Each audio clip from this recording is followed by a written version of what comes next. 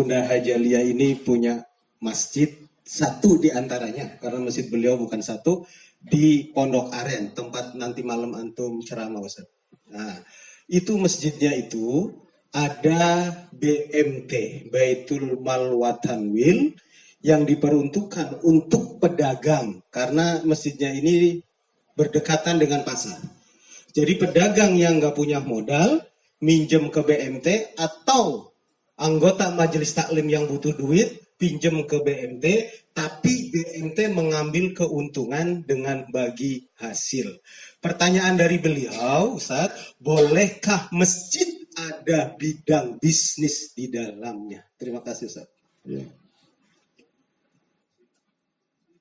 Zaman Nabi Muhammad SAW, fungsi masjid yang pertama, Nabi membuat masjid itu sebagai tempat menuntut ilmu. Makanya kalau ada masjid cuma tempat sholat aja, nggak ada pengajiannya, nggak betul. Karena Nabi selesai mengadakan sholat berjamaah, ada majelis ilmu.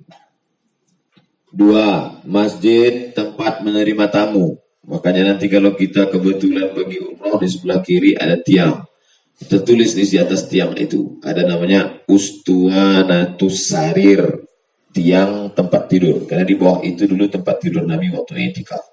Ada di atas itu sebelah kiri ngarah kiblat Ustuanatul Wufud, tiang tamu. Karena di bawah tiang itu dulu Nabi duduk menerima tamu. Bahkan datang tamu dari Najran, Yaman, disambut Nabi di dalam Masjid Nabawi. Artinya apa? Masjid mesti punya convention hall. Masjid masjid yang canggih. Tiga, masjid dulu ketika terjadi peperangan Uhud, yang sakit-sakit dibawa diobati. Maka masjid mestinya punya pelataran, ada klinik gigi, ada klinik kulit, ada klinik bersalin. Sehingga yang datang sakit zohir, mentalnya kacau, sakit gigi, mendengarkan ayat Quran, mendengarkan, maka batinnya sembuh, syukur-syukur dia taubat. Suara dari pengajian masuk ke ruang-ruang itu sehingga mendengar. Ada convention hall, tempat penyewaan untuk menikah sehingga orang menutup aurat. Terdengar suara azan, stop. Jadi masjid mesti begitu. Yang keempat, Nabi SAW membuka Masjid Nabawi. Ma baina baiti wa mimbari, antara rumahku dan mimbarku 22 meter panjangnya. Raudhatun min riyadil jannah, taman surga. Ini rumah Nabi, ini mimbar Nabi 22 meter. Jalan terus kemari ketemu pintu Babus Salam. Sekarang di Babus Salam itulah pasar kota Madinah. Itu makanya azan zaman Nabi satu. Setelah Nabi meninggal, kalau azannya cuma sekali, orang sibuk dagang, kosong sholat Jumat. Dibuat azan 2 kali. Azan pertama manggil, hayya 'alas shalah, karena dekat jarak antara masjid dengan pasar. Mestinya masjid berperan. Karena kalau ustaz cuma mari sholat jamaah, orang nggak peduli. Tapi kalau siapa yang rajin sholat berjamaah, dapat pinjaman modal. Awal-awalnya dia mungkin tertariknya dunia, tapi lama-lama ada motivasi. Masjidnya idealnya begitu. Makanya Masjid Jogokarian di Yogyakarta, setiap cerita min terus, nol terus. Kemana uang itu? Dipergunakan untuk sosial, untuk adapun bagi hasil, maka dalam Islam yang haram itu riba. La ta'kulur riba, jangan kamu makan riba, apa mudha'afa, berlipat ganda. Pinjam 100, bayar 120. Mau untung, mau rugi, pokoknya bayar 120. Sedangkan mudharabah tidak begitu bagi hasil. Ini 100.000, kamu dagang di pasar, nanti kalau untung 150, berapa persennya? Kadir. Tentu pemberi modal takut rugi, maka kalau dia takut rugi, dia kumpulkan semua, diberi pembekalan. Maka uang itu berputar. Uang ini sama seperti darah harus berputar. Uang ini sama seperti air dalam sumur. Air dalam sumur mesti dikuras. Kalau tidak, dia akan busuk, akan butek, akan bau. Begitu juga dengan peredaran uang. Salah satu sebab mengapa orang stres depresi karena membungakan uang. Dia punya 1 M, dia letakkan. Mau untung, mau rugi, uang tetap mengalir.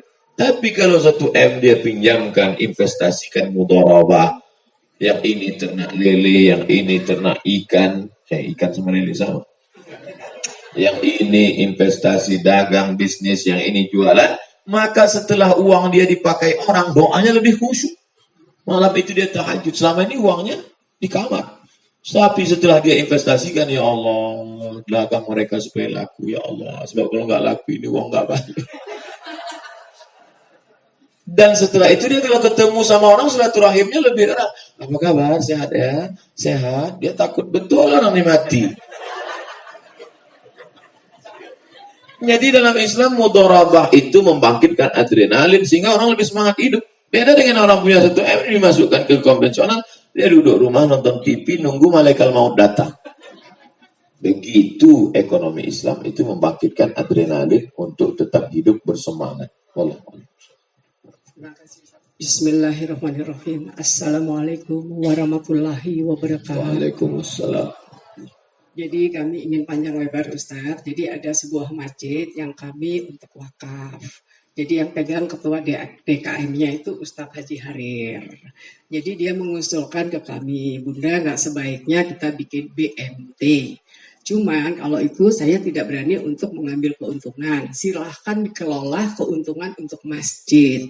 Jadi saya tidak memungut sepeser pun dan itu modal dari kami. Jadi makanya saya tanya, Ustadz tolong ditanyakan ke Ustadz Somad. Jangan sampai saya yang memberikan modal tapi saya nggak terima uang, tapi ada masalah.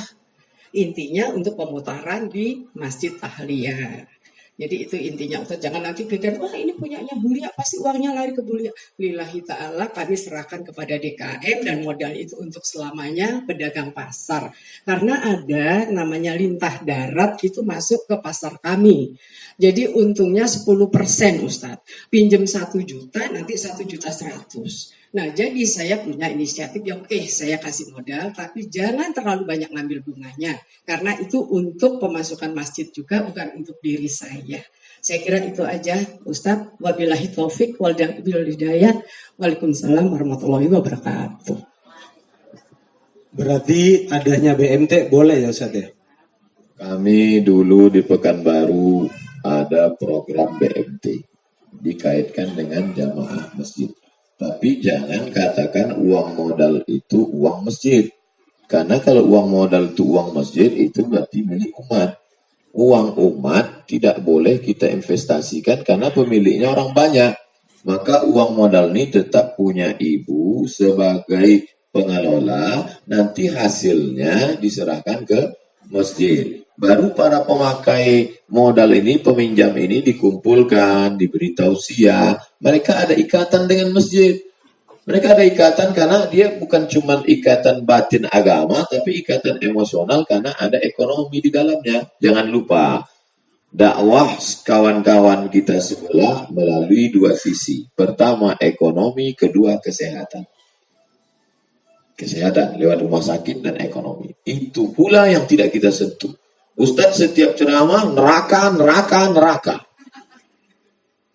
Sementara dia tak makan. Lama-lama dia pikir neraka lah Ustadz, kata dia. Yang penting makan. Nah, itu. Baik Ustadz, ya. Ini kalau Ustadz sudah mengesahkan boleh, insya Allah habis ini dana ditambahin lagi untuk BMT Bunda. Amin. Siap, baik Pak Dokter dulu sebentar ya. Silakan Pak Dokter.